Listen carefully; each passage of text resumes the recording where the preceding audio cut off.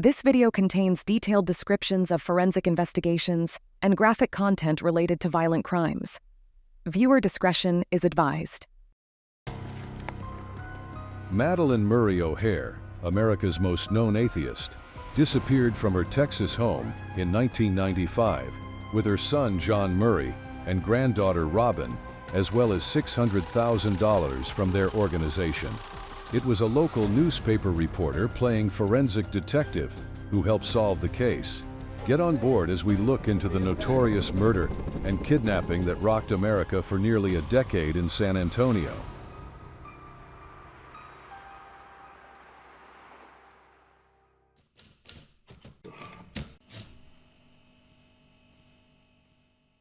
Madalyn Murray O'Hare was commonly referred to as the most hated woman in America.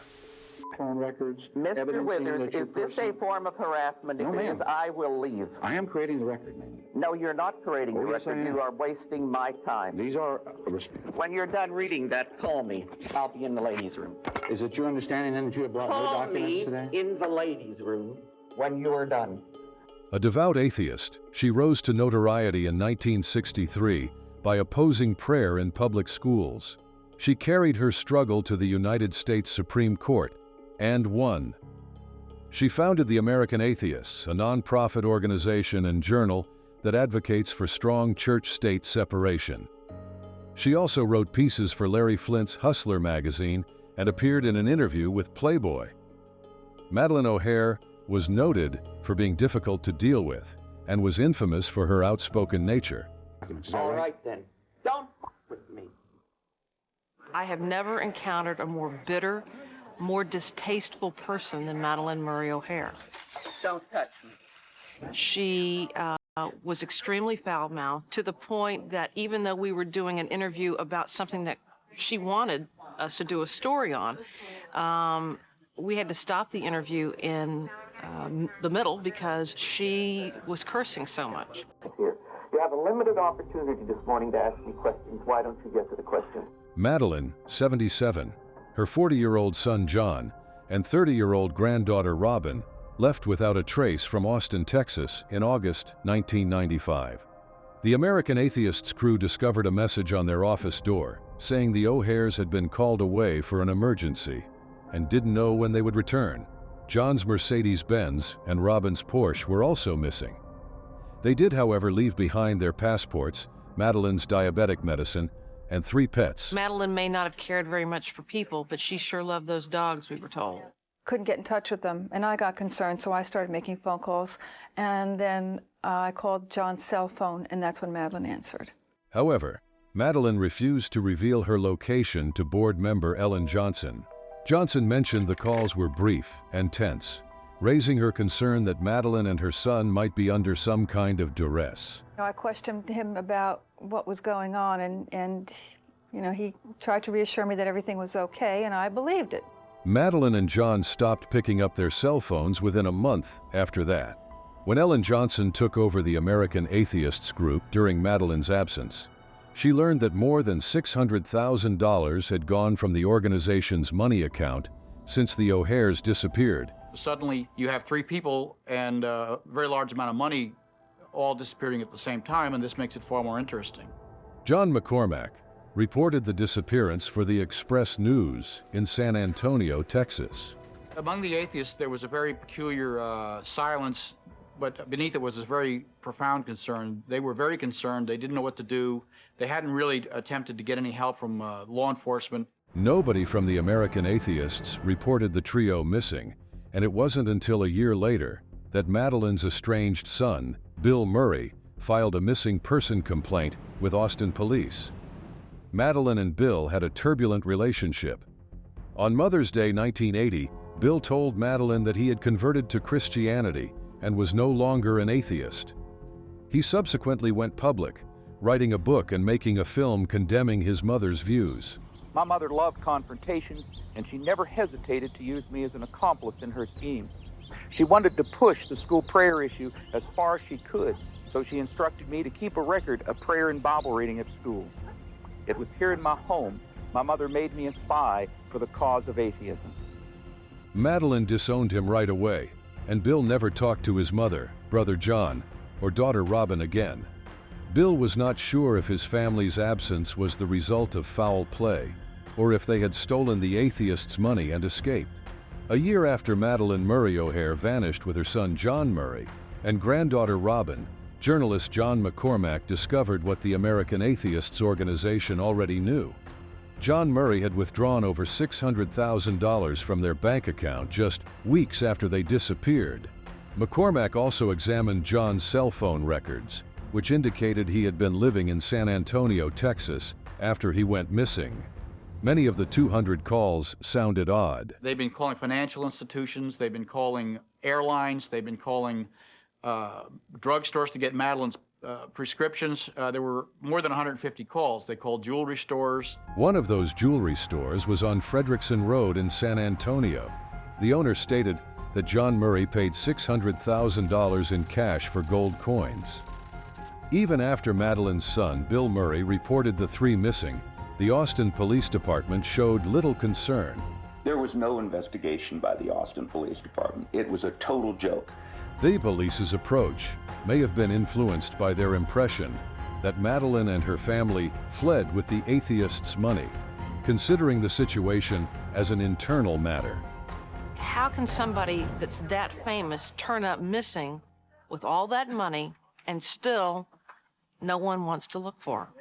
So I decided I'd be part of the team that went looking. Valerie Williams, a television news reporter, found that John Murray sold his Mercedes-Benz to Mark Sparrow for $15,000, which was much less than its market worth. The seller described himself as John Murray, but when given a photo of John Murray, Sparrow said it was not the man who sold him the car. After looking at mugshots, Mr. Sparrow realized the imposter was actually another lost person, Danny Fry, who used to be an ex-convict. This was an interesting coincidence.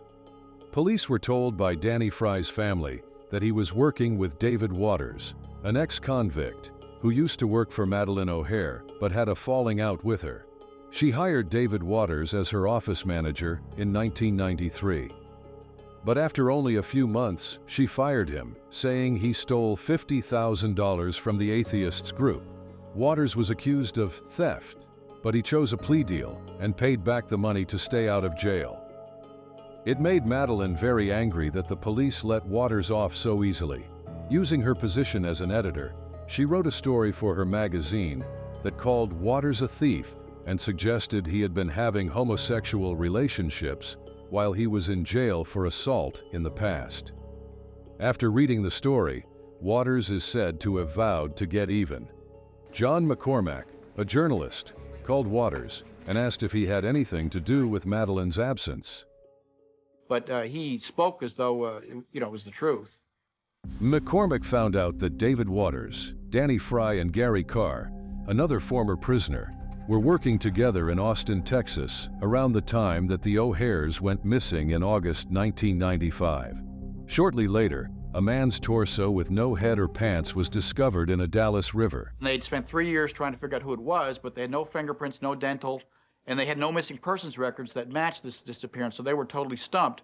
McCormack thought that this body might have something to do with the O'Hares' disappearance. A man's torso was found in a Dallas river, not long after the O'Hares went missing. Fingerprints and tooth records could not be used to identify the person because they did not have a head or hands. Forensic scientists assumed the man was between 35 and 45 years old. He had a stocky build and a lot of chest hair. These traits did not match those of John, Madalyn's son. But reporter John McCormack had a strong feeling something wasn't right. He told the cops that the body might belong to Danny Fry, the person who pretended to be John Murray when he sold his car. The blood DNA from the body was matched to DNA taken from Danny Fry's brother, which showed that the two were a match. The dead man found in the river was, in fact, Danny Fry, just as McCormack thought.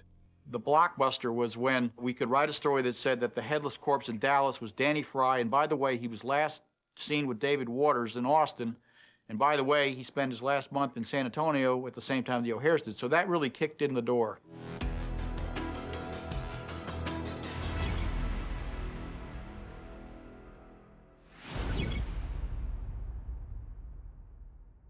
All of a sudden, police from all over the country, including those in the area, started to pay attention and get involved in the investigation. When David Waters' ex-girlfriend Patty Steffens read about Danny Fry's death in the newspaper, she called the FBI right away. At first, she wanted to tell us small bits and pieces. You have to understand, this was a woman who was terrified. She gave police a very important clue. She remembered David Waters renting a storage unit around the time the O'Hares went missing 3 years before. She said that she saw Waters there with a spray canister, which is used to get rid of bloodproof, was found in small amounts in the container after being tested in a lab. According to a search request, police found a small red stain under a metal piece in the wall of the storage room. Even though it was so small it was almost impossible to see, mitochondrial DNA tests linked the spot to a mix of Madalyn Murray O'Hare and her son John Murray, using blood samples from Madalyn's son Bill as a reference. As soon as this was found, the FBI searched Waters' apartment. We found documents that belonged to the O'Hares that were dated after David Waters had been fired from their organization. Mr. Waters, himself a prior convicted felon who was not allowed to have guns or ammunition, was found to be in illegal possession of about 118 rounds of handgun ammunition of 3 different calibers. Along with David Waters' things, they found books from the O'Hare Library and a bow saw. When the FBI showed Waters the analytical and physical proof, he finally admitted to what he had done. It took a long time, but Waters led detectives to a rural burial site in Campwood, Texas, 5.5 years after the O'Hares went missing. Dr. David Glassman, a forensic anthropologist, was present at the scene. It was kind of interesting in this case because the bone was very large, and it was the upper leg bone. The upper leg bone is the largest bone in our skeleton, but this one was particularly large. 3 adult bodies were found after 21 hours of digging. In each case, the legs had been cut off, which probably made it easier to move the bodies. The hair was very well intact, a female skull, and the hair was braided down the back of the neck of the individual. There were some remnants of clothes that were found, but no clothes that were intact. There had been some effort to burn the remains, not to the point of cremation, but in order to destroy maybe the clothing or any other, DNA evidence that might be there. The metal plate of a mechanical hip was shining in the afternoon sun as the body parts were being dug up. Medical records showed that Madalyn O'Hare had surgery to repair her hip a few years before she went missing. The hip's serial number that was found in the grave matched the number that was written down in Madalyn's medical records.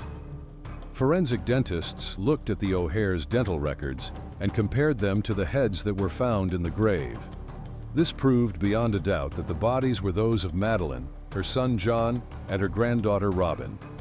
For John Murray, when he was in the grave and uncovered, he did have a plastic bag over his skull. And when the plastic bag was removed, there were small fractures that occurred to the skull itself, indicating some blunt trauma had been done to him during the time of his death. The bodies of Madalyn and Robin could not be used to figure out what killed them, but because their heads were wrapped in plastic, it was thought that they were asphyxiated. But the detectives made a shocking find. They found an extra head and 2 extra hands. There was a single gunshot wound at the base of the skull on the head. Photo superimposition was used by forensic scientists to identify things. The body of Danny Fry was found in the Dallas River, and police thought the head belonged to him.